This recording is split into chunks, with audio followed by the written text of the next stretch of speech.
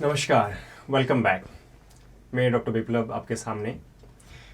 आज ये जो अभी सिचुएशन है, जो पेंडेमिक का एक डिफ़िकल्ट टाइम है सबके लिए, सिर्फ हमारे इंडिया में है ऐसा नहीं है, या इंडियन सब कंट्री, सारा दुनिया उसके साथ जूझ रहा है, फाइट कर रहा है, प्रिकॉशंस ले रहे हैं।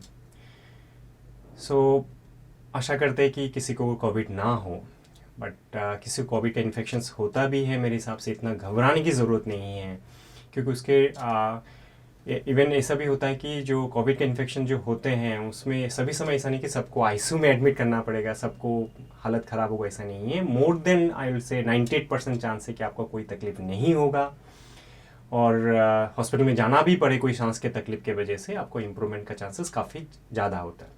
इसका मतलब ये नहीं कि हमें प्रिकॉशंस लेने की ज़रूरत नहीं है। जो गवर्नमेंट में, जो एडमिनिस्ट्रेशन में या हॉस्पिटल में जो भी आपके प्रिकॉशंस लेने के लिए बोले गए हैं, स्पेशली जैसे कि हैंड वॉशिंग हो, मास्क लगाना हो, सोशल डिस्टेंसिंग मेंटेन करना है, इसको डेफिनेटली हमें मेंटेन करना है, नहीं तो देयर में B chances of infection again. जिसमें मैंने आपके साथ पहले भी शेयर किया, मैं न्यूरोलॉजिस्ट हूँ, तो मैं आज आपके सामने ये बोलना चाह रहा हूँ कि किसी को कोविड का इन्फेक्शन या कोरोना का इन्फेक्शन जब होते हैं, इसका मतलब ये नहीं कि सभी समय उनको बुखार के साथ प्रेजेंट होगा या सांस फूलेंगे, ऐसा नहीं है। Significant percent of patients like around 20-30 and more than that percent of patients जो कि ये सारा सिम्टम्स नहीं होते हैं। ये सारा मतलब सांस के तकलीफ होना या खांसी होना या उनको स्मेल अच्छा से नहीं आना, ये सारा तकलीफ नहीं होते हैं। उनको दूसरा मैनिफेस्टेशन हो सकते हैं, दूसरा बॉडी का दूसरा जो एरिया है, like in the sense like nervous system है, या उनको जीआईटी खाद्य नली का जो ट्रैक है उसके मैनिफेस्टेशन हो सकते हैं। तो आज मैं आपके साथ जो शेयर करने जा रहा हूँ वो है कि नर्वस सिस्टम में जो सीएनएस सिस्टम है, इसका क्या मैनिफेस्टेशन हो सकते हैं, बुखार के बिना वो प्रेजेंट हो सकते हैं। नंबर 1, किसी को कोरोना की इन्फेक्शन होते हैं तो उनका नर्वस सिस्टम मैनिफेस्टेशंस में एक ऐसा है, वो है स्ट्रोक। कोरोना के वजह से भी स्ट्रोक हो सकता है, स्ट्रोक या पैरालिसिस या लकवा जो हम लोग बोलते हैं। तो कोरोना के इन्फेक्शन के वजह से ब्रेन में हमें क्लॉट भी बन सकते हैं, मतलब बॉडी का जो वेसल्स है उसमें क्लॉट बनने का टेंडेंसी ज़्यादा हो सकता है, उसी की वजह से क्लॉट बन सकते हैं, और वही क्लॉट ब्रेन में जाके कहीं पे ब्लॉक कर सकते हैं, जिसको हम स्ट्रोक बोलते हैं। इस तरह का स्ट्रोक किसी को होते हैं तो इसका ट्रीटमेंट, जहाँ पे स्ट्रोक ट्रीटमेंट होते हैं उसका ट्रीटमेंट अवेलेबल है, और इसके क्लॉट हम ब्रेन से निकाल देते हैं या उसको हम डिसॉल्व कर देते हैं तो पूरा इम्प्रूवमेंट होने का चांसेस है। तो इसीलिए इसके बारे में जानना ज़रूरी है। नंबर 2, और एक प्रकार का स्ट्रोक हो सकता है जो कि ब्लीडिंग हो सकता है, मतलब नस फट सकता है।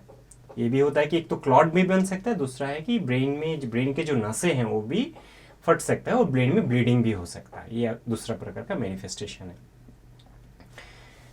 सेकेंड, स्ट्रोक के बिना और एक चीज़ जो हो सकता है कोरोना के इन्फेक्शन की वजह से, वो है दौरे पड़ना, सीजर जिसको बोलते हैं, या कन्वल्शन जिसको बोलते हैं।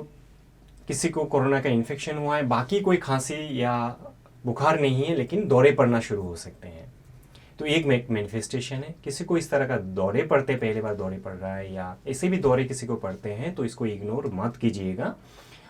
आपके डॉक्टर या न्यूरोलॉजिस्ट या हॉस्पिटल का सलाह लेना ज़रूरी है, हॉस्पिटल में जाना ज़रूरी है, और इसका ट्रीटमेंट हो सकता है, इससे कंप्लीट इम्प्रूवमेंट भी हो सकता है आपका।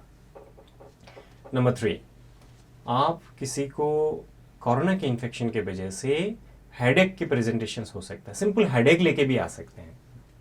जैसे कि माइग्रेन का हेडेक होता है, टिपिकल माइग्रेन जैसा नहीं होता है, बट ये एज ए होल ब्रेन में आपको लगता है होगा कि बहुत भारीपन है, सर में दर्द है, सारे के सारे सर में दर्द हो रहा है, उल्टी आ रहा है साथ में, ये मैनिफेस्टेशंस हो सकते हैं। या ये भी हो सकता है कि आपको चलने में दिक्कत आ रही है। कैसा दिक्कत आ रहा है? जैसे दारू पी के जैसे चलते हैं ना, इस तरह का आपको महसूस हो सकता है कि मेरा तो बैलेंस मेंटेन नहीं हो रहा है, मैं चलने में मुश्किल हो रहा है। ये भी एक प्रकार का मैनिफेस्टेशन है कोरोना इन्फेक्शन की वजह से। इसके बिना बाकी सारा मैनिफेस्टेशंस और भी होता है, जो न्यूरोलॉजिकल डिसऑर्डर्स में बता रहा हूँ उसमें से और एक मैनिफेस्टेशन ऐसे हो सकता है कि हाथों में पाँव में कमजोरी आ जाए। बेहोश नहीं हुआ है, लेकिन हाथों में पहले जैसा मतलब पावर नहीं रहा, वीकनेस आ गया दाहिने दोनों हाथों में या पाँव में। तो इस तरह का मैनिफेस्टेशन कोरोना इन्फेक्शन के वजह से हो सकता है। और ये एक प्रेजेंटिंग मैनिफेस्टेशन हो सकता है, मतलब किसी को कोरोना इन्फेक्शन हुआ तो उनको पहला मैनिफेस्टेशन ये आ सकता है कि पहले बुखार आने के पहले ये सारा चीज़ हो गया है, ऐसे भी हो सकता है। ये लिटरेचर में है, ये हमने भी देखा है। और जो मोस्ट इंपॉर्टेंट चीज़ जो मैं आपके साथ शेयर करना चाह रहा हूँ कि ये जो तकलीफ जो मैनिफेस्टेशन में आपके साथ शेयर किया है, इस तरह का मैनिफेस्टेशन होता है तो इसको इग्नोर ना करें, क्योंकि इसमें ट्रीटमेंट अवेलेबल है। ट्रीटमेंट के साथ आप कंप्लीट रिकवरी हो सकता है ना।